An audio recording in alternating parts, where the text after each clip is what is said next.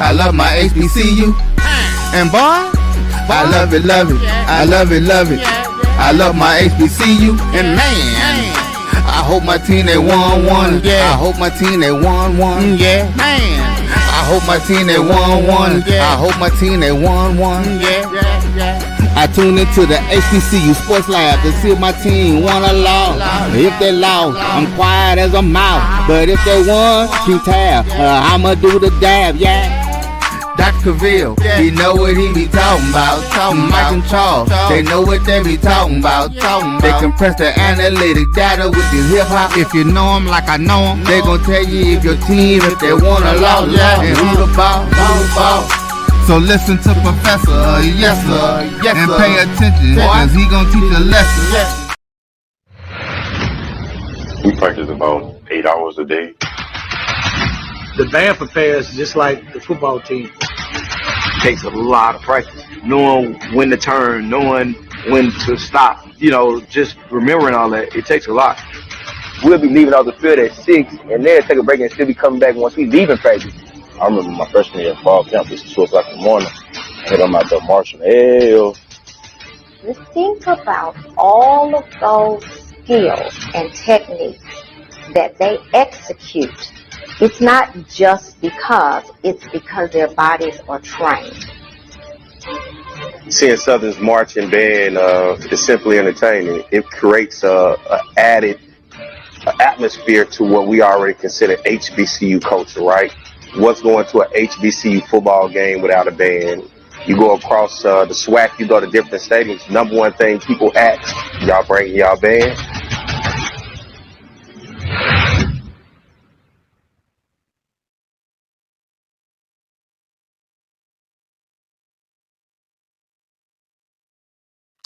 This is Dr. Cavil with Inside the HBCU Sports Lab. You saw it first. Today's show will be a mighty one. You'll see why shortly. But welcome to episode 666 of Inside the HBCU Sports Lab radio show and podcast, the show that's covering the sporting HBCU dash for all things HBCU sports for institutions large and small, from the NEIA to the NCAA. We share insights and information on the HBCU sports culture, HBCU athletic aesthetics, to facilitate the story of HBCU athletic programs in the business of HBCU sports. In short, we just call it HBCU sports pedagogy. I'm your host, Dr. Kenyatta, along with my co-host, Mike Washington and Charles Bishop, but both are on assignment. You're probably used to that from Mike, but we're still working with him. But Charles is on assignment as well. With that being said, we're filming from our home studios and sending a signal live to KCUH 1230 AM studios with the Texas Radio Hall of Famer, multi-Hall of Famer, that is, Ralph Cooper, in the beautiful home of Texas Southern University from Houston, Texas. With that being said, I do have some co-hosts with me. We'll bring them on board. That is none other than Bryan Fulford. You know him of the O&G Strike Zone, as they were showing out a little bit yesterday, as well as Bryan and AD of Sports Rap. Just giving you some updates as they continue to bring the fire in terms of giving you insight of HBCU sports. And then we have none other than Perry White. And as you notice, he says Emmy Award winner, which is, we showed you a little production and you heard the voice there and he's throughout it. So make sure you catch it up.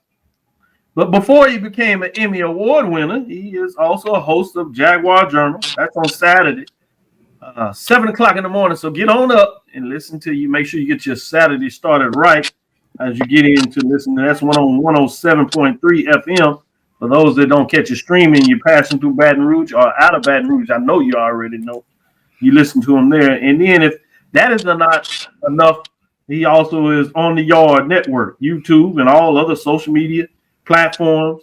And then Hall of Fame, SWAC Hall of Fame, multi-Hall of Fame, Coach Cater, retired coach, Hall of Famer, brought him out and said, hey, man, he needs some more work for you to do, and decided to do a television show. So you see, his time is full, so I'm not sure how I got him on the show, but I was able to do it. But with that being said, Bryan, how you doing today? Man, look, I'm trying to grow up like Perry, man. I'm trying to do something. I feel like I had been doing something until, Professor White came in the building. I'm just going to sit in the back of the classroom and listen and learn. It's going to be one of them episodes today, Doc. I'm doing well, man. It's It's game 5, baby. I'm ready to send the Knicks home. Series That's not finale. nice. New That's York, not nice. done. That's not nice. Be nice. We got guests on I'm today. sorry. Ray White, how you doing? Man, I'm good, brothers, man. Good to be on here with you guys, man. And look, listen to me, Bryan. I'm just a hard-working brother just trying to do something positive with myself, man. That's about all I can do and network with brothers like yourself and many others. And the best thing for me in this business right now, as much work as I'm doing, I'm just trying to learn. It's a lot out here to learn, and I learn something new each and every day, no matter if it's radio, television, or if it's just streaming something basic to Facebook Live, YouTube, or whatever the case may be, man. Look, I'm just trying to learn. I like that mindset. I tell my students to always understand lifelong learners. That's how you continue to chase your aspirations more past whatever dreams they are, because we make things become reality. With that being said, today's episode of Inside the HBCU Sports Lab is sponsored by THG Agency, LLC. THG Agency is a company that provides sporting, educational consulting, and data analytics. With that being said, stay close because we have AD Drew. He might join us the second half. He's in Charlotte.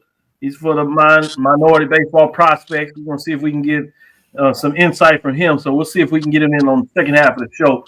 Right now, we're going to rock it and see what that looks like. Excited about what we're going to bring to the table. But we're going to jump right out there, Bryan. What's the news of the day? What has you excited, I should say, this week in HBCU sports? Wow. Well, Doc, since you come to me first, you're going to force me to start with the big news and friend of our programs, head coach Johnny Hernandez. That's the best way I'm going to frame that. Leads the SWAC regular season and tournament champion Bethune-Cookman Wildcats into the NCAA tournament beginning tomorrow, 2:00 Central, 3 Eastern, in the Tallahassee Regional. The Wildcats are the 4 seed, taking on the host seed, Florida State Seminoles. Also in the region, you have 2nd-seeded Northeastern, which, as I was listening to the show yesterday, I believe they're part of the CAA, correct? That's correct. Okay. So you almost slipped up and said Colonial. I always call it Colonial. I just kept it simple and went with the Athletic Association. Yes, see, because I would have messed that up. Listening to you, I always mess it up now. So I just go with initials now. Hey, once the Colonial, always the Colonial. Your mama call you Colonial, I'm gonna call you Colonial. Exactly. And also the 3 seed Mississippi State from the SEC. So if you're unfamiliar, the regionals are double elimination regional, just like in softball. So the winners advance. The losing teams play in an elimination game on Saturday the 31st, which elimination games are at 11 p.m. The winners bracket game is at 5 p.m.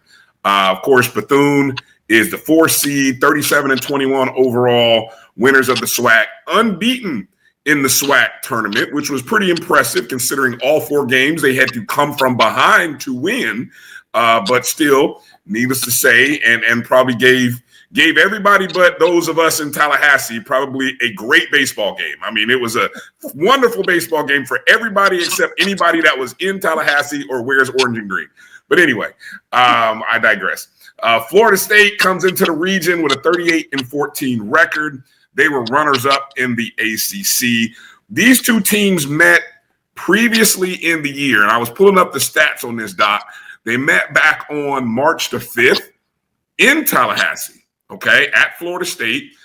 It was a game that Florida State ended up winning 9-7. They jumped on Bethune with 4 runs in the bottom of the 1st inning. Bethune did answer back with 3 more runs over the course of the 3rd and 4th inning before Florida State had another 4-run inning.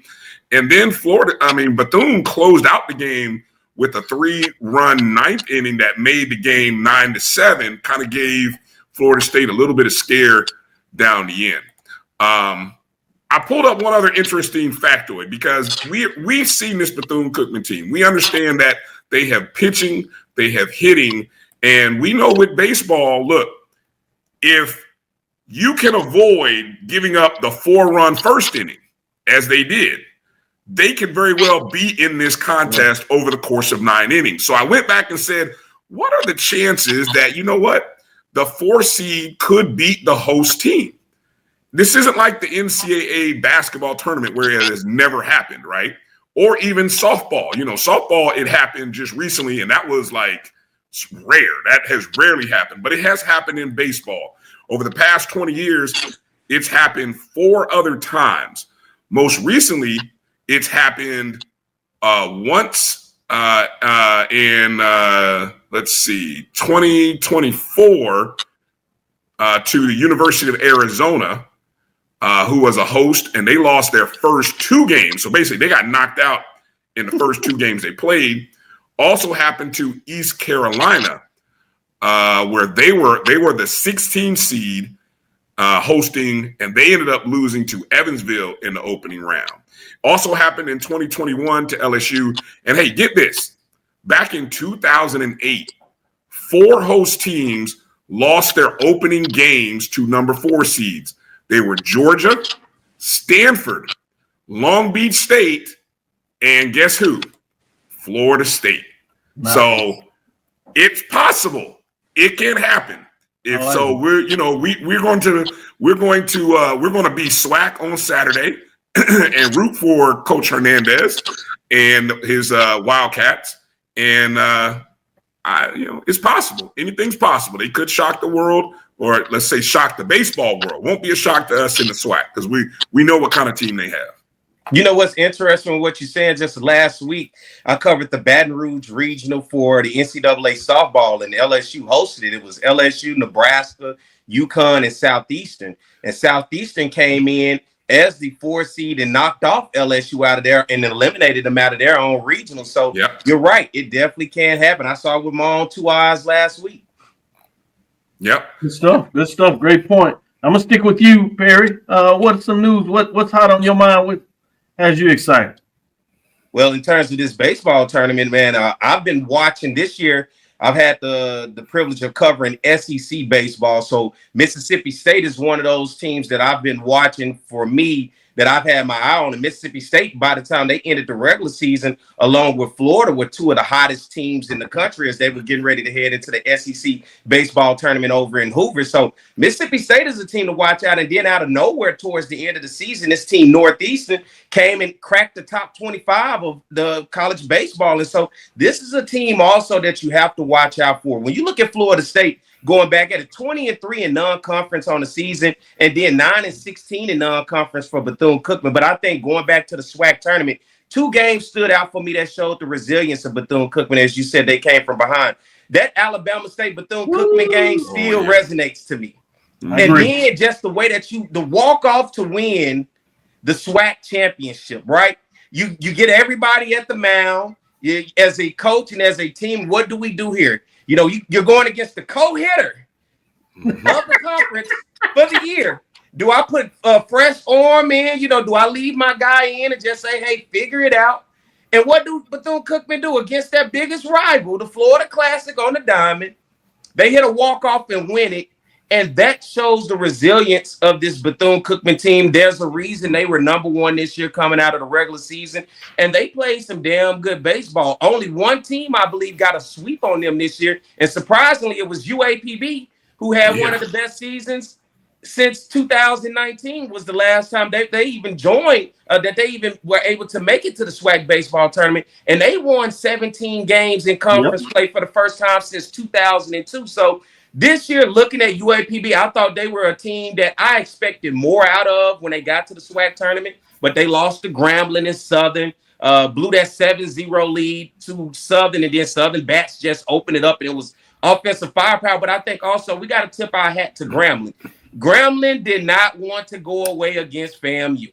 No, yeah. They made it 3 games. They played 3 games in 24 hours and stayed alive. That, to me, was probably the second most impressive thing in that whole tournament outside of what Bethune did. I mean, that was an impressive day for Grambling. You talk about guts and just that's what a championship team and program and coach, that says something. So props to Grambling for real. And can I ask you guys a question? Sure. When we have these teams playing so many games, like you just stated, I saw with the SEC, right? This year, they changed the format where it was a one-game, single elimination, but every team in the conference is invited, all 16 teams. To save the upper echelon or the 4 best teams in the conference who, in actuality, you want to have their possibilities better to get to the big dance, right, to the NCAA regional. Do you think that could be an idea moving forward where all teams are invited and then do single game elimination where you don't put so much stress on some of those teams? Well, it worked itself out this year, right? With number 1, Bethune-Cookman versus number 2, FAMU. But you got to look at FAMU and say, man, I know FAMU was wore out by the time they got to that championship game. And then it was a winners take all. So although FAMU would have been eliminated, which they were with 2 losses, but Bethune-Cookman with 1 loss, regardless, with no losses, regardless had they lost that game, they wouldn't have had a redemption. Right. Yeah. I'll let Bryan do this. I will say this. I talked to Coach Hernandez, and he did have some thought process of if a team makes it to a championship without a loss. We saw that 2 years ago, and we saw that with Jackson State when Southern got it done.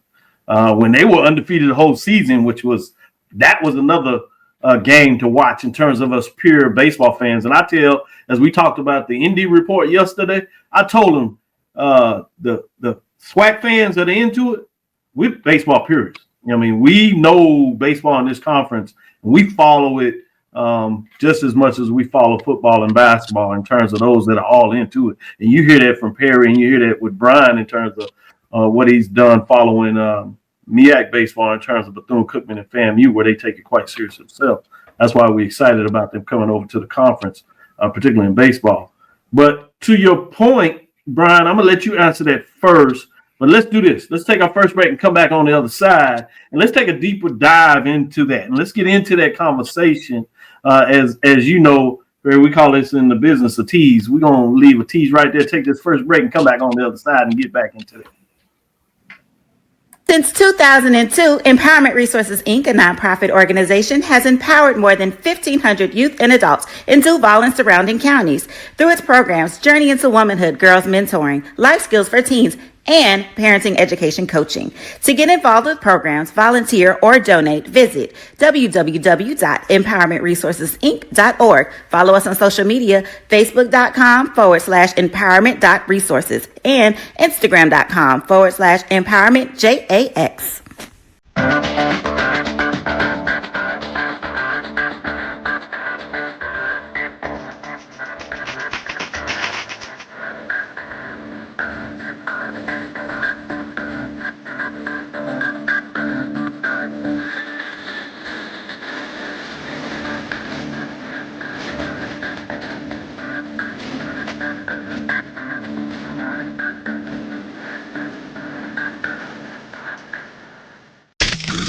The human voice has always connected audiences with experiences. Major brands all across America have trusted Kever's voice time and time again.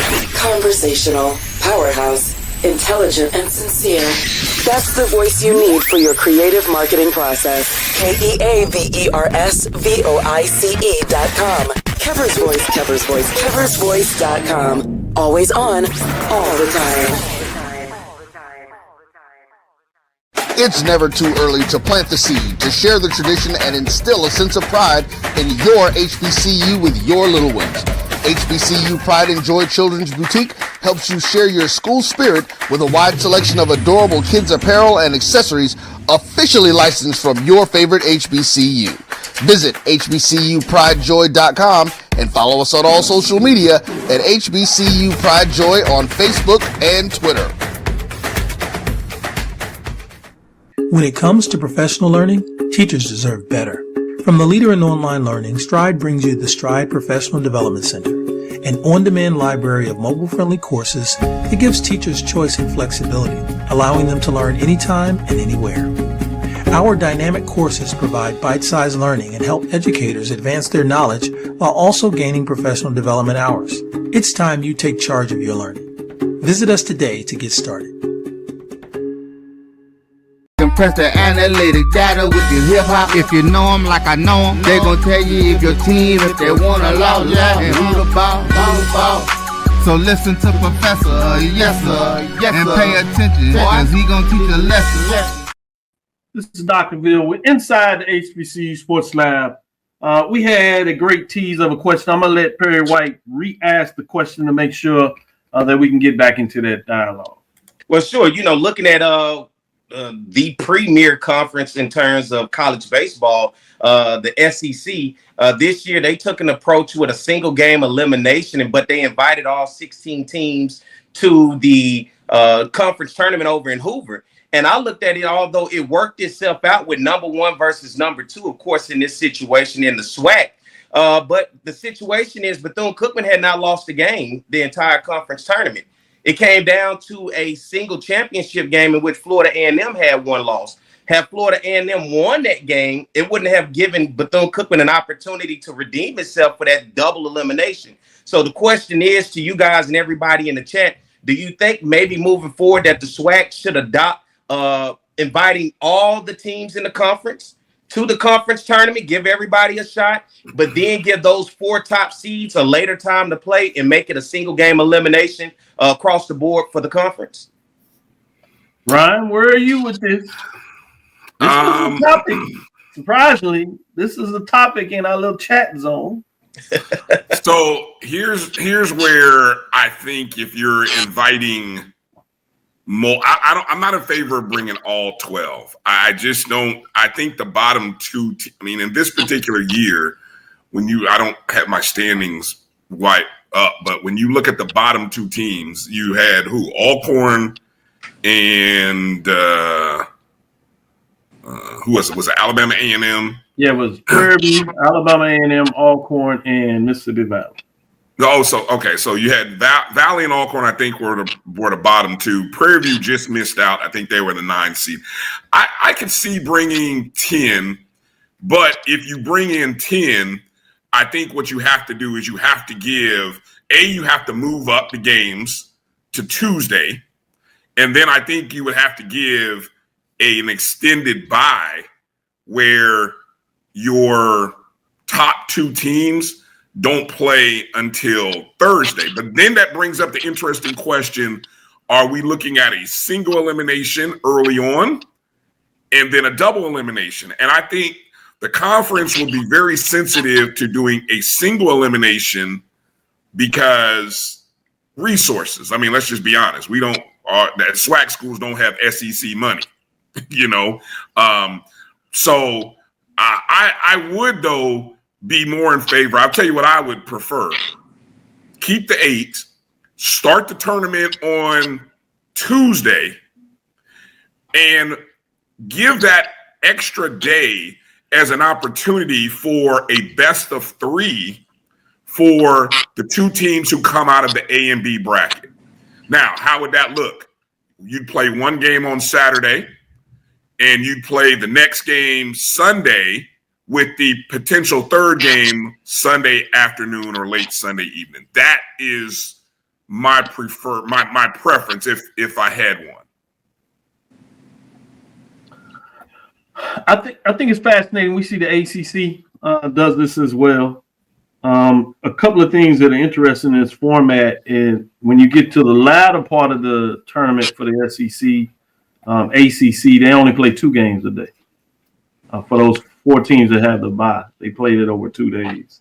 It is single elimination in terms of their format.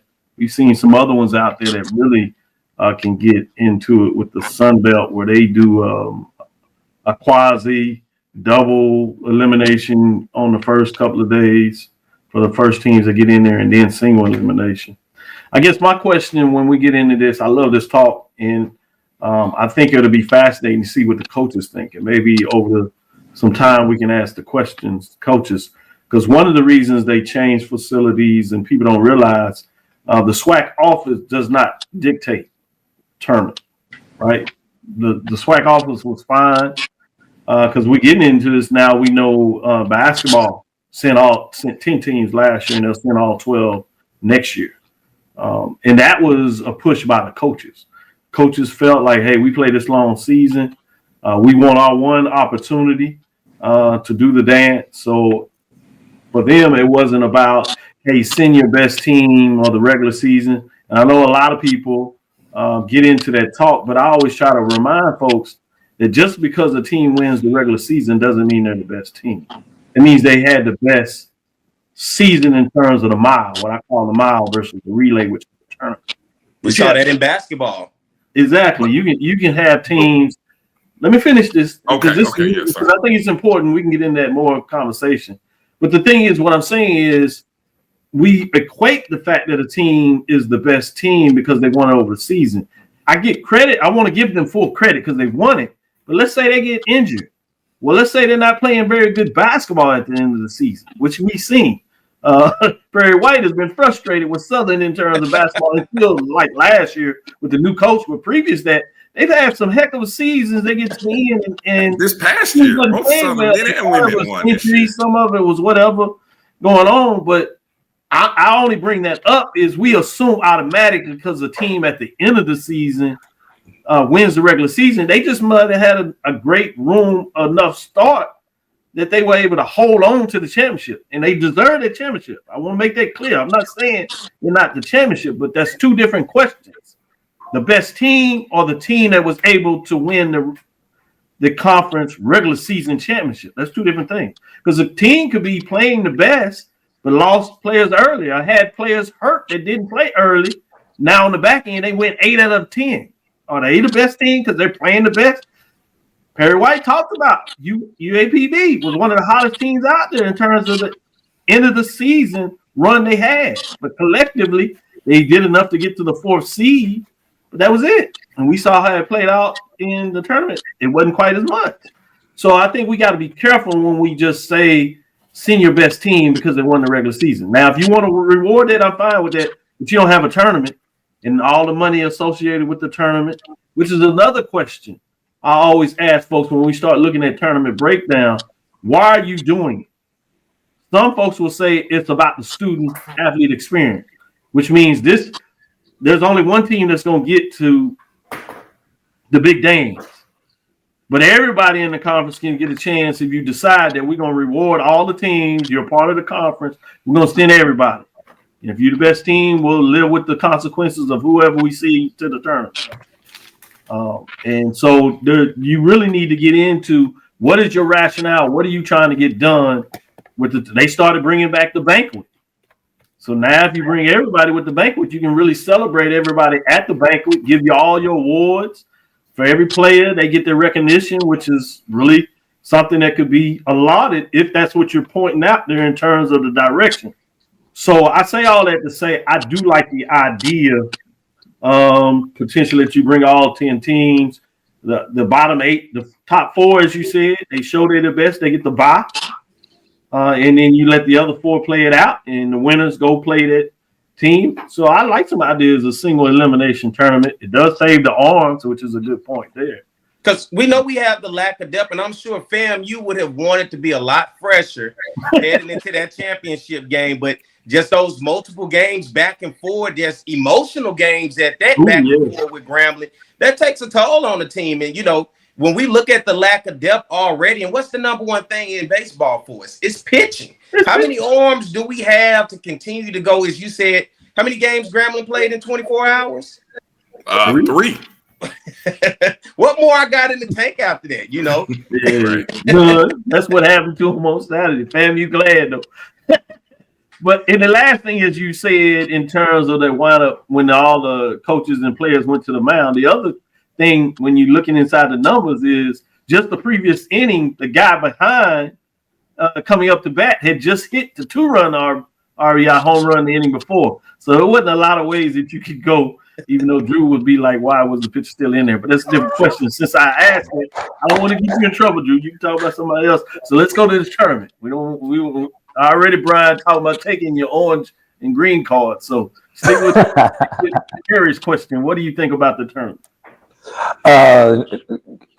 Obviously I was watching, and I put it in the comments, and then I text Doc my comment. Excuse me. And I've had this conversation with Bryan. I've had this conversation with Dr. Cavil. So, Perry, this is your first time hearing this conversation that I've had with these two. I like the Sun Belts format. where they have a combination of singles and doubles with the buys to get to their championship. Single elimination doesn't work. You know, Big Ten, ACC, SEC, all those type conferences, they're playing for seed. They're gonna get 8, 9, 10. Hell, the SEC got 13 in the big dance right now. It don't matter what they do in the tournament. For the smaller conferences, it actually matters who wins the tournament. So you want to make sure that you're sending at that point in time who your best team is. I didn't say for the season. I'm like Dr. Cavil. I didn't say for the season. I said at that point in time. I would, you know, only one team gets to go to the big dance, like Dr. Cavil said. But all 12 teams could go to the tournament, to the conference tournament. I would love to see a format that would allow all 12 teams to go to the conference tournament. Now, that might require us starting on Monday to be able to get that done, which means we have to end the regular season Thursday or Friday of the previous week to allow teams time to travel to Birmingham, which will be for the next 4 years, get their graduations out the way and all that good stuff. So, yeah, I would love to see it. You know, 9, 10, 11, 12, let them be a one and done. Winner stay, loser go home. Y'all ain't gonna do anything anyway. Let those two play 7 and 8 some way, somehow. You match them up against 7 and 8. So they're at another disadvantage for having to play extra game. 1 through 6, let them get a bye. Once you get it down to 8 teams, then you go with your double. That's how I would do it. The lower seeds, though, you know, y'all ain't gonna do anything anyway. Dr. Cavil made a good point. Some of those teams could have dealt with injuries where they're right on point, where it's time for them to make that run. And that's Texas Southern do that in basketball. That's why you let them in, Terry.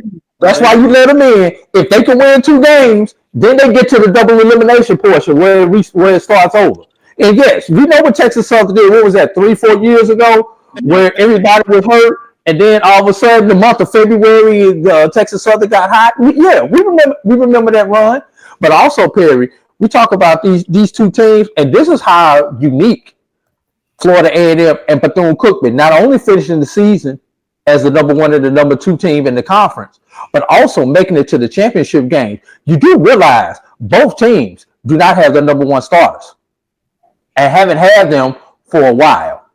So the fact that those 2 particular teams had the pitching depth to get through at least half the season without their number 1 starters, well, we've got other teams struggling to find a number 2 and a number 3 starter and to piece it together.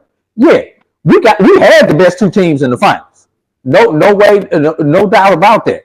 So just think how these teams would have been if they both would have had their number 1 starter all season. Think about how different that series may have been if FAMU has this number 1 and Bethune has their number 1 when those 2 teams face head up earlier this season. So, yeah, things could have been a little bit different. And we may not have had that if game on Saturday had FAMU had their number 1, who, by the way, was the pitcher of the year in the SWAC in 2024. Oh, yeah, that's certainly. Injuries play a role, there's no question. Bryan, you wanted to jump in here. I know you wanted to get your concern with the language of best. I don't know if I changed your mind yet, but I know you paused there a little bit. So, it was about the overall. See, I like how you said, do you know if you're the best team overall? When you play 90% of the teams in the conference, I'm comfortable with giving you the title of the best team. Winning the regular season means something. In years past, where it used to be East versus West, do we really know who's the best? I mean, don't get me started on my argument with softball. You know, y'all want to run these West Division teams out there and give awards to people on the West who don't play nobody, but all the top teams, all the teams on the East did. Final 4 from the East. I mean, what? That's why I can't invite nobody on the show, man. I love it. That's I'm a host, and they attack me like this. You know, I got my Texas Southern. I ain't talking about the Prairie folks out there. Hey, Bryan, take it one step further. In baseball, the only win that the Old West had was when Grambling defeated FAMU on that Friday night. See, I thought we was Shout all out to for one and Grambling. one Shout out for to all. Grambling. See, look, that's Drew, right? Drew Perry did that. Thank you, Perry. He did we that. just all swag East up in this thing now. I see. We all. I wasn't going there. I wasn't going there in baseball. Drew did that. Perry, that's why I need to make sure you come on the show more regularly. So Hey, we got 2 East and 2 West on the broadcast right now. You got a lot of too much East love out of here. You know, we're the West Side. With that being But I mean, said, in all honesty, look across the board. Though I mean, no, yeah, really, no, this is what it is. And what was funny coming into this, a lot of folks thought so much of the power would be in the West. Other than men's basketball, that has not been the case. No, it has not, and that is an honest conversation to have of what is going on with those schools that are over in the East when you look at the Florida and Alabama and you mix in Mississippi along with that and compare them to Arkansas, Louisiana, and Texas, where you see the difference. You saw it in softball, like you said. You see it in baseball. You've seen it in football. I mean, and in basketball this year. Still has yet to host the SWAC championship. It's been in Mississippi and Florida, right, in football. And so when I'm looking at this at the same time, I guess I'll take it back to baseball. I just felt for Florida A&M, they would have been so much fresher if they did not have to play that many games. No doubt. And no doubt about it is, I thought it would have been a travesty since the whole tournament has been a double game elimination that had Bethune-Cookman come up short in that game. If it wasn't for that walk-off home run, that Bethune-Cookman season would have ended right there after all of the success that they had through the conference by going undefeated in that tournament. That one game would have determined it for them, while FAMU would have had multiple opportunities to continue to claw their way to that shot. And this comes from somebody who went to Southern, who did it to Jackson State in 2019. We're going to take this next break because I want you to get all that thought out because I think it's important. As we do that, I did want to say what's also unique with baseball, what makes it a challenge, is essentially that SWAC tournament becomes the HBCU National Championship or the Black College Nouns Baseball Crown. We'll talk a little bit about that. Unlike basketball, shout out to Dr. Wes Bellamy, the CEO of the Black College Invitational Championship. And with the talk of the expansion again today, with the president of the NCAA talking about expansion, I think it's going to really hurt, obviously, NIT, which means the position of the Black College Invitational Championship becomes stronger, particularly if you can put some financials behind it as they were able to pay the teams. But if we can grow that, I think it becomes meaningful because now you can set up for these independent programs, the SWAC school and the MEAC schools that do not make the tournament. You have that. Unlike baseball, essentially all your strength is there. You know, obviously you have your 4 former members of the MEAC playing in NEC. You have A&T, but in terms of what they have done in the regular season outside of A&T, maybe they're not even in the top 10.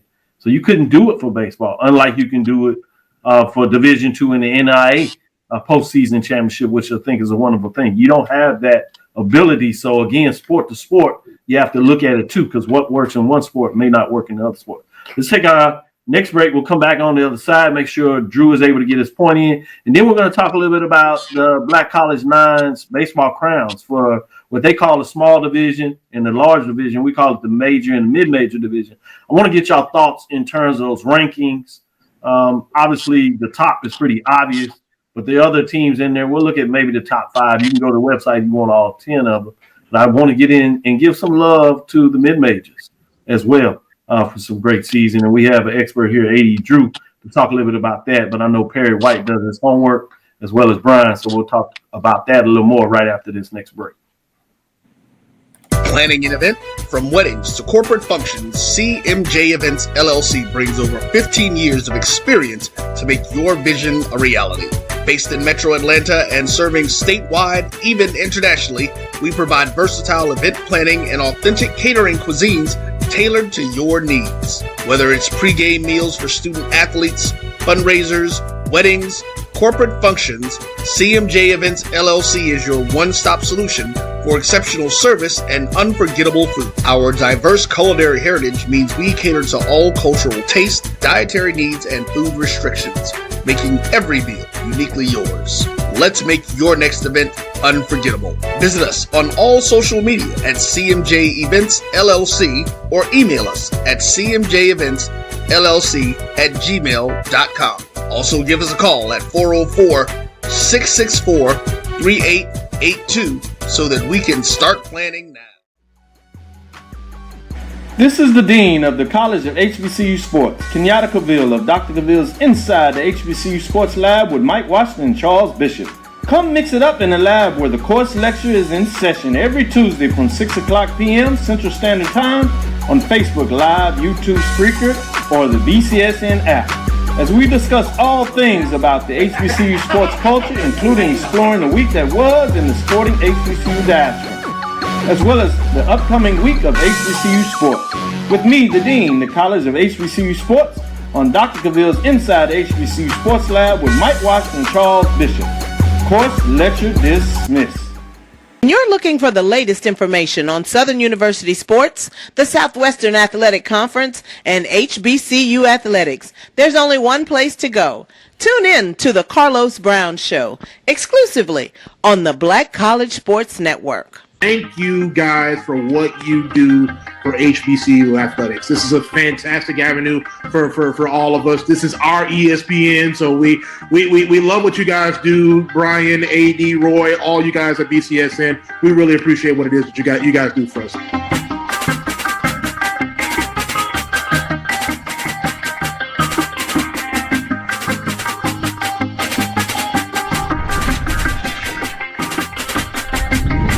Press the analytic data with your hip hop. If you know them like I know them, they gon' tell you if your team, if they wanna lose, and who the ball.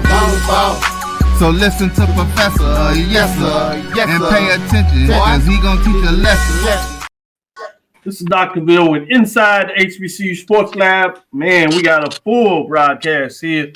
Started out slow, but now we're here with everybody involved. Let's get back into a little talk about this. Charles, did you want to give any thoughts? We're going to let Drew give his comments, but you're able to give some comments maybe whether you would like your thoughts in terms of the bracket changes that following more of a SEC, ACC model where you invite everybody like you see the SWAC doing in basketball in terms of that. Before I do that, let me let AD Drew come back with his thoughts before we had to take the break. Yeah, I was going to say it's interesting, Perry's last comment, considering he's a Southern person and what Southern did, I'm sorry, Charles, to Jackson State in 2019, I believe that was, 2018, when Jackson State was undefeated in conference regular season, had ran through the tournament. Got to, if I remember right, didn't Southern have to win the if game to get there, and then they beat Jackson State bottom of the eighth inning, or was it top of the eighth inning? I can't remember who was. It was in the eighth inning. I remember that. It was in the eighth inning though when they hit the home run that went through the fence, or if I remember right, we didn't know whether it was a home run or not a home run at that point in time. By the way, Jerry White does. Yeah. At the moment when it was hit, we didn't know what it was. So it's just interesting that Perry still doesn't like the format, even though Southern was the benefit of it in 2019. And by the way, Perry, that was the second greatest game in the SWAC that I have personally witnessed. There, this one right here, even though my team came out on the bottom end of it, had to be the greatest game that I witnessed personally. You know, I've read about some of the other games in the past, but with my own two eyes, either watching or in person, Southern Jackson State is number 2. This past championship would be number 1. And number 3, by the way, would be the 14th inning game from about 3 years ago that I personally witnessed. And I'll say, although we did benefit, does not mean I agree with it, right?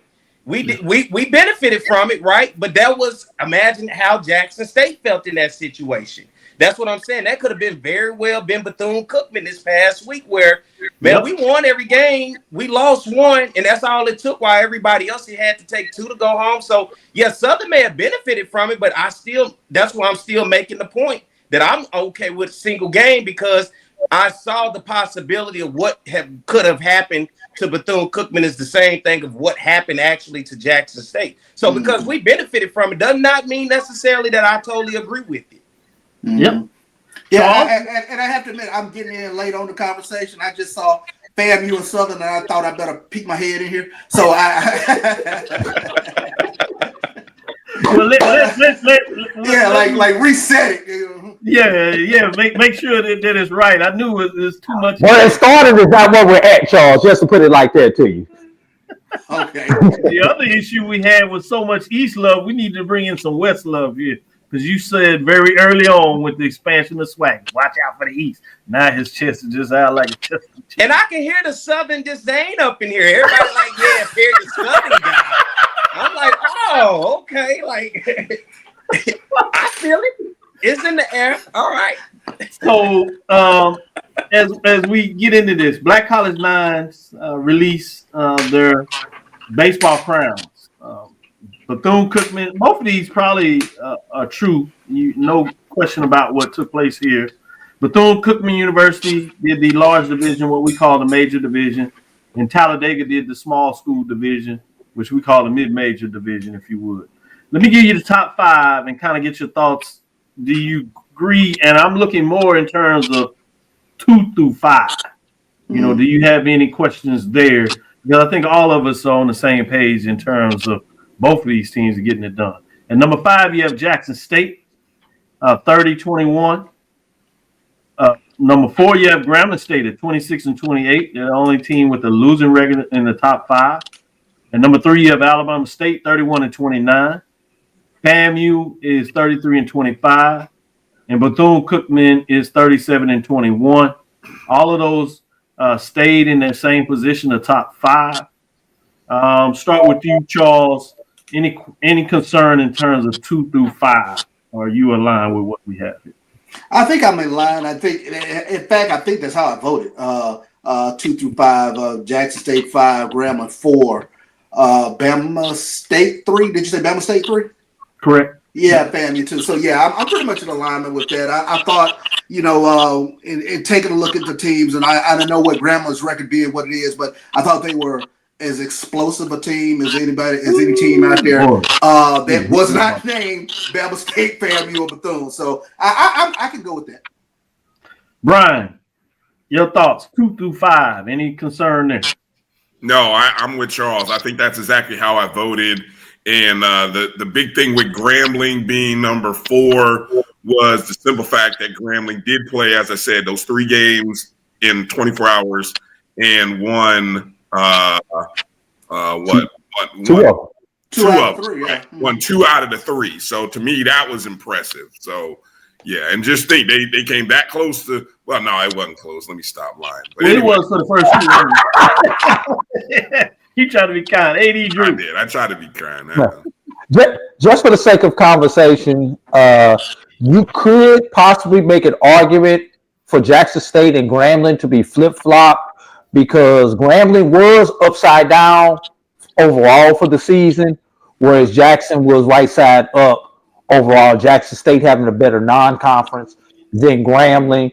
I don't have the schedule in front of me, but the only way that I could make that argument, I would have to go back and actually look at who Jackson State played non-conference versus who Grambling State played non-conference. So, just on the surface, you can look at it and make that argument. I'm not 100% sure I would go with it, but it is worth exploring. Yeah, I'm glad you put it out there. Perry White, any problem with 2 through 5? I'm going to quote Nelly on this. You want to push him up a little bit? No, I'm going to quote Nelly on this one, man. He had a song say, I am number 1. 2 is not a winner, and 3, nobody remembers. It don't matter who all after number 1. It is. My home time. Hey, just close, cut the lights off and just pick, and it is what it is. If you didn't win, it all matters who's number 1 at this point. It's Bethune-Cookman. That's real talk. I will say this, though, as we have this East-West talk, formerly of the East for the 5 top teams out of the East. Enough of that. Let's get into this small school top 5 programs. Talladega, as I said, was champ. But when you get after that, it's split between the HBCU AC, SIAC. Boy, what that would have looked like in a College World Series this year, other than Talladega making the tournament, Albany State making the tournament in terms of the respective NCAA Division II and NAIA, I should say. But at number 2, you have Albany State out of the SIAC. Excuse me, let me start at number 5. You know, I like to start from the bottom to the top. Number 5 is Wiley University, HBCU AC, 34-17. I was disappointed that they got derailed in the tournament. I did not get that Talladega Wiley University matchup that I wanted to see so bad. What they said, they still had a great season. And number 4, Edward Waters University at SIAC, Florida, playing some good baseball again, even at the Division II level. 34-19 they had on the season. And number 3, Savannah State, SIAC, 32-14, Division II as well. Number 2, Albany State University, started off slow, but finished the season strong and made the run in the tournament, 31-22, getting it done. And number 1, again, Talladega College. Go back around. I'm going to start with you, Perry. Any concerns, or are you sticking with your first statement? All that matters is number 1. I'm number 1, 2 ain't a winner, and 3 nobody remember. That's all that. At this point in the season, that's all that matters. Now, we was a few weeks ago, we have that discussion. But once it's all said and done, whoever won it all, that's it. That's all that matters. Yeah, you want to talk about nothing else. Bryan, I like it. 40 plus wins, well deserved. Talladega, Albany State, good job. Hey, Albany State probably they were the 4 seed in the SIC tournament, ended up winning the SIC. So that's probably the biggest, maybe the biggest jump because they jumped over Savannah State and Edward Waters, teams that I think were they were the Savannah. Edward was 3, Savannah was 2. Yeah, so when he won it. Yeah, so so then so it is what it is. Like Perry said, Talladega, give them props. Toast to the champions. Yeah. 80 Drew. 1-2, no problem. Both of them won their conference tournaments. Both of them actually picked up a win in their respective national tournaments. So we need to make sure we need to make sure we note that. 3, 4, 5. There could be some debate. You didn't mention number 6, Dr. Cavil, which was West Virginia State. They were 27-23. You know, West Virginia, and no disrespect to Wiley, but West Virginia State played much better competition in their Mountain East Conference than Wiley played in their HBCU AC Conference. So once again, one can make the argument for bumping West Virginia State into the mix and moving Wiley out of the mix. Edward Waters, Savannah State. There's an argument. There's a real strong argument to flip those two in the rankings. I can't remember who won the season series between those two, but you can consider making an argument about between Savannah State and Edward Waters. I don't remember off the top of my head. Savannah State, but Savannah State went further in the tournament than Edward Waters did. So, you know, there are a lot of different things that you have to consider, but I just want to make sure that we don't leave West Virginia State out of the conversation, because they very well should be considered top 5. I can dig that. Charles? Out of curiosity, what am I missing? Does Alabama State have a midweek against Talladega? Or I'm just curious. I want to see Talladega against some swag competition midweek. Ooh, I'd have to go look at that schedule. You want to see? I mean, it'd be kind of cool. I mean, that's a 40 win. And when I got an opportunity to broadcast Black College World Series last year, I got a chance to watch them up close. They hit the cover off the ball. So I'm just curious, you know, as to, you know, whom they're scheduling. I got an opportunity to see Wiley, a midweek game against Texas Southern. Very impressed. They went heads up with Texas Southern through 6 innings, if I'm not mistaken, before Texas Southern caught the McGregor Park wins and started hitting home runs left and right. But I'm just curious with some of these Division II teams, like when they schedule, do they get any FAMU, Bethune-Cookman, Alabama State, Jackson State blood on their hands? We don't play Division II in NAIA schools, Charles. We don't do that in Tallahassee. No. I just looked at the Talladega schedule and they do not have it on there. And Yeah. according to them, I Can't speak for everybody else in the That's how Slack. Jackson State get that record every year, don't it? I was gonna pick on. Perry said it, not me. Perry said it, not me. I was gonna pick on the Braves. Also, you have to keep in mind some of these schedules are a product of geography, whereas in Florida, there's no reason for a Florida A&M or Bethune-Cookman to be playing the Division II and the Division or NAIA because there are so many quality Division I programs in that area. Whereas when you're in Mississippi, you sometimes that might be the only game that you could get within a 2-hour bus ride for a Wednesday midweek. Perry, I will say that is a fair argument because a lot of people around watching Jackson State baseball do sit back and notice, okay, you got a midweek against Sugaloo, you got a midweek against Russ, and every year you somewhere close to 30 some odd wins, and then we see what happens kind of in the tournament. So that's a fair argument to ask in terms of, you know, the competition, you know, that Jackson State sees during the course of the week. Wasn't it Alcorn State that got in trouble in terms of their loss to non-Division I team? It is. I don't know how they don't want to play. That wasn't the only loss that got him in trouble, Dr. Cavil. It was about the other 40 losses too. Let's take this quick break before we get all y'all in trouble and come back on the other side, and we'll get your last thoughts in terms of where we are with the academic year. Obviously, we can give a little shout out to Alabama State in terms of the awards and get your thoughts in terms of the finish for those all sports trophy awards. We'll be right back on the other side and get your final thoughts on that.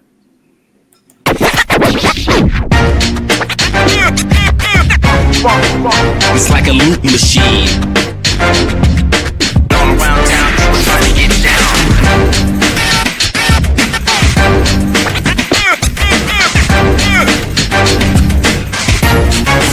It's like a loop machine.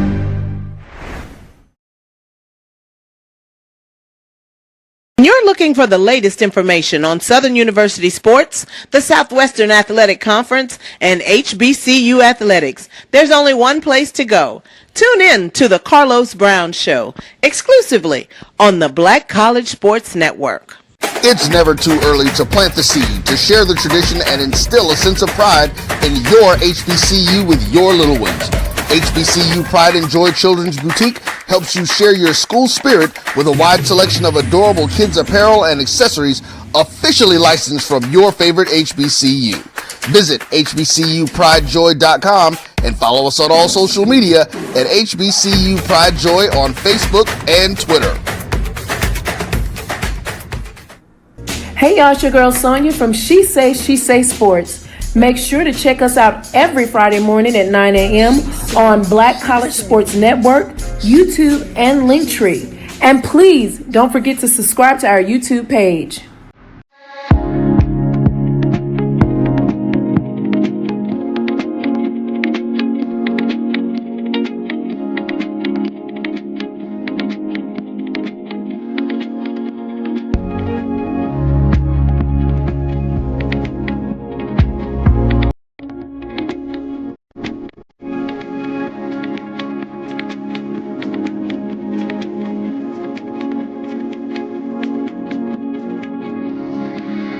Compress the analytic data with the hip hop. If you know them like I know them, they gon' tell you if your team, if they wanna lose, and who the ball.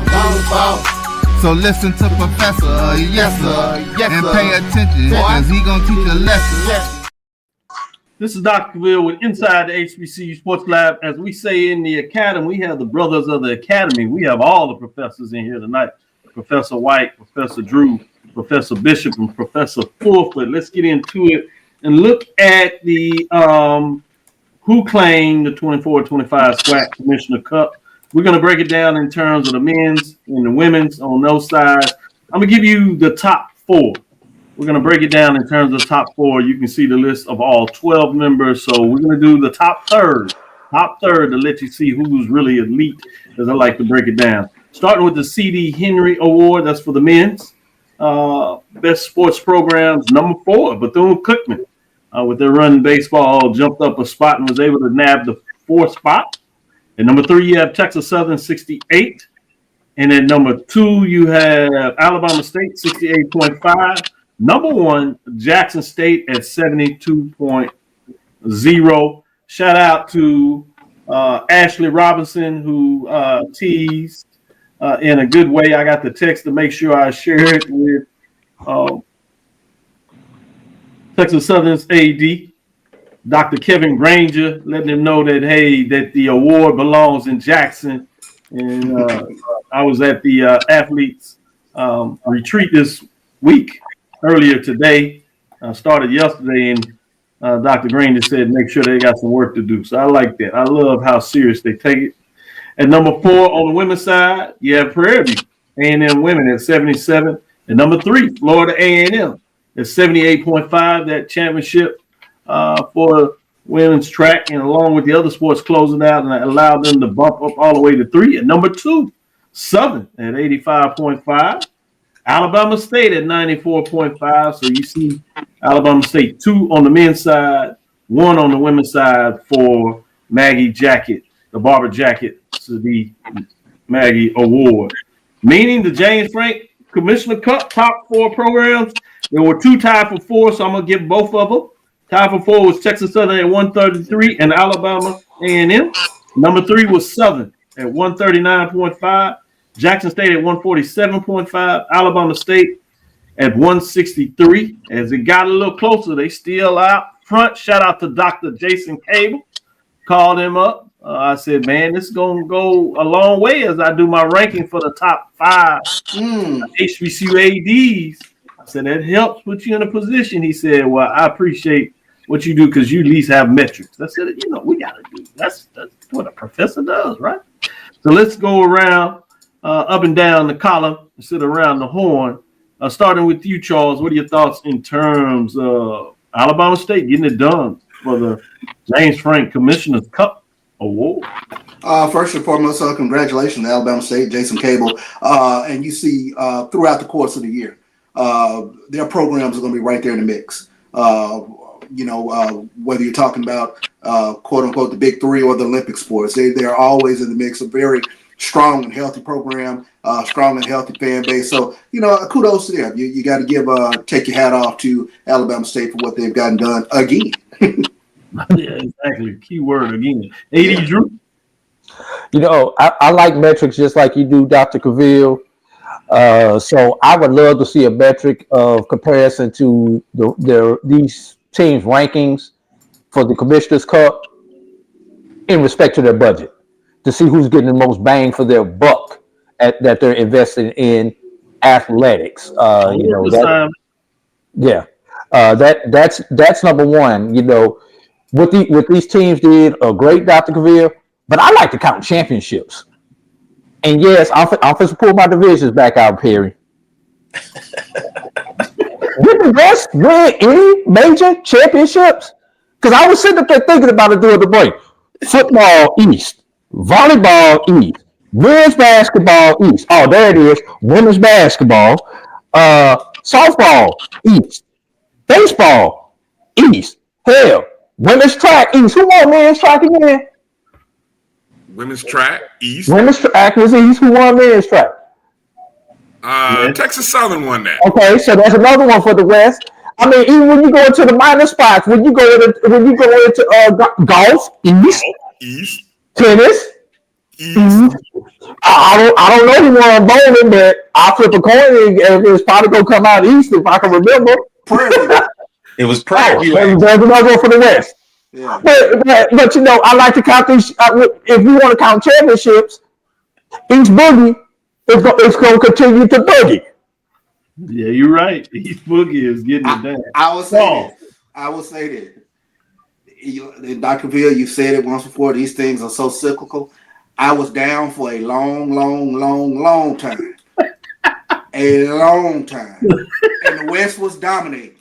So, I'm going to ride this wave for as long as I can ride it. But I've been on the other side, so I know how I feel. That was before Sam and Bethune came in, Charles. Yeah, well, yeah, still. I remember. I don't take this for granted. Bryan, bring some civility back to this. I don't know if I can, Doc, because I'm filing a formal protest on behalf of the only top 5 program that does not have sports in all of the SWAC eligible sports. I mean, there are 17. There are 17 SWAC sports. Let's see. I'm going through the top 5. Texas Southern competes in probably all of them. Southern competes in all of them. I'm sorry? Texas Southern doesn't have tennis. Okay, so you compete in 16 or 17. I'm sorry, my apologies. Southern competes in all of them. Jackson State, all of them. Alabama State, all of them. So, of course, the Alabama State, Jackson State, Southern contingent is going to be. But I think there needs to be a reconfiguration of the point system to accommodate championships and wins per sport. Because y'all are picking up points that we aren't even competing in. I mean, Florida A&M. So, look, we ain't talking about them, Drew. Stop bringing them up. Stop bringing them up, Drew. How the number 1 public university in the world gonna not have all 17 sports? Because we live in the state of Florida, Charles. We live in the state of Florida. That's sound like he's calculating tariffs. You thought they did hijacked our president. We live in the state of Florida, Charles. Come on now, stop it. You know the issues we're dealing with down here in Florida. So I'm just finally, on behalf of the schools that do not have enough participating sports, I'm filing a formal protest. We've sat around 4 years and we've watched y'all run amok and win this award. Okay, and I'm calling for a change. So, Dr. McClellan, people in the SWAC, I am formally requesting at your spring meetings that you consider a new method of counting that allows for better equity for teams. Average out. An average of the participating sports to be considered. That's it. That's my final argument. I'll table the discussion and wait for more news to come out of the spring meetings. Thank you. I'm glad you tabled it because equity is a bad word right now, so you can't use it. And then you calculating stuff like it's the tariffs. That's why we ain't got much money right now. Thank you for listening inside the HBCU Sports Lab. You forgot Perry. I want to thank Perry White for. Oh, Perry, I didn't give you a chance to get your thoughts in. I'm simple. I'm just waiting back for the days where SWAC stood for Southern wins another championship. That's all I'm waiting on. Once we get back to those days, all is going to be right in Jaguar land. So I'm just waiting back to what the SWAC truly stands for. Wow. Southern wins another championship, and those commissioner cups come on back home. So that's for all of y'all, especially you SWAC East lovers, okay? Yeah, bring it to the West. Thank you. Southern wants another championship. Y'all don't have the budget for it. So. Touch that. And before we get out of here, I got to give a huge shout out. Of course, you guys see where I say Emmy Award winner right there. I'm a part of a film that's called The Hidden Sport, created by some students on the campus of Southern University, and I'm in it along with some other people that won an Emmy Award last week up in New York. Huge honor, not only to be a part of that, but then just a huge honor for HBCUs to have been recognized, because the number one thing that I got from that was for that room of the audience, that what it was within that realm, this was something new for them. And the Hidden Sport basically brings together to show what's Black college football without the bands in the stands. It's the very essence of the atmosphere that our fans have continually for 40 plus years led FCS in attendance. And there's a reason why we have the biggest classics. There's a reason why homecoming just means more. And there's a reason why our games are so much different from everybody else on our level. And so to be able to have that and open people's eyes to the idea of what band is, because we know outside of our realm of Black colleges, band is just another spirit squad. Mm-hmm. But in our realm, band is like the football team in the stands, right? They better bring it in the stands and they better bring it at halftime. And we have some hostile environments within the conference and the SWAC and around Black college football where if the band don't bring it, I hear about it right here telling me about, man, I don't know what happened to y'all, but it didn't look good. So the Hidden Sport became for that to win an Emmy. I mean, And the biggest thing I want people to understand, do you know how big an Emmy award winning that is? Do you know what that room looks like when you sit and you look and you see the faces? The huge corporations, the companies, everything that entrenches. So to bring that to an HBCU to be a part of that, I think that is huge. And we're talking about commissioner cups and all of these things. That award within itself is a huge award that I think not only just to win it, but then do you take that and do you use that and invest in that to build up your mass comm programs? Because that's something you can use forever when they're talking about recruiting to get students to your school to say, hey, we want an Emmy. Do you know what that means? And I'm hoping moving forward that the administration at Southern, from the board to the on-campus administration, as well as our alums, take into account how huge that is for the institution and realize moving forward for us to continue to have our names in that conversation, we have to then invest into that department, invest into our students, and continue building from that. And don't let this just be a moment where we share, we say congratulations, and we forget about it. This has to be a focal point of saying, if we can do it here with low resource institutions, imagine what we can do if we can just put a little bit more into it. If we can take it serious and if we can pump something into it, that's for me is the overall goal. So I just wanted to make sure I put that message out there. Not only is it awesome for me to have been a part of and to see it win, but for the future of where we're going by being able to use that to recruit students and put money back into the program. Man, if I had a mic, I'd have dropped it. Well said. Well said. With that, we'll bring it to a close. Thank you for listening to Inside the HBCU Sports Lab. Make sure you share our podcast with your friends and colleagues. I am Dr. Kenyatta, Cavil, the Dean of HBCU Sports, coming from inside the lab in the College of HBCU Sports with Mike Washington, Charles Bishop, and today, AD Drew, Perry White, and Bryan Fulford, bringing it to you hot and heavy as we always do. Make sure you check them out on all their podcasts and all the things that you're doing. You see as we open it up, letting you know what was taking place. Again, we want to thank you for listening to Dr. Ville's Inside the HBCU Sports Lab with Mike Washington and Charles Bishop every Tuesday and Thursday at 6 o'clock Central Standard Time. We look forward to next week as we discuss the latest news in the lab. Make sure you check out AD and Bryan this Sunday. Bryan, continue to get the work done. Appreciate you, Charles, what you always do. And good to have you, Perry White. AD Drew, be safe out there on the road, safe travels. And keep us updated in terms of out tomorrow night and Saturday night. No doubt. Bring me back, fellas. I love it here. All right, we'll get you in here more often, especially when we get into a little more football talk. We'll need that side of things for sure. Green Bit, continue to move forward. We will talk with you soon. Charles? Of course. Bryan? Lecture. AD?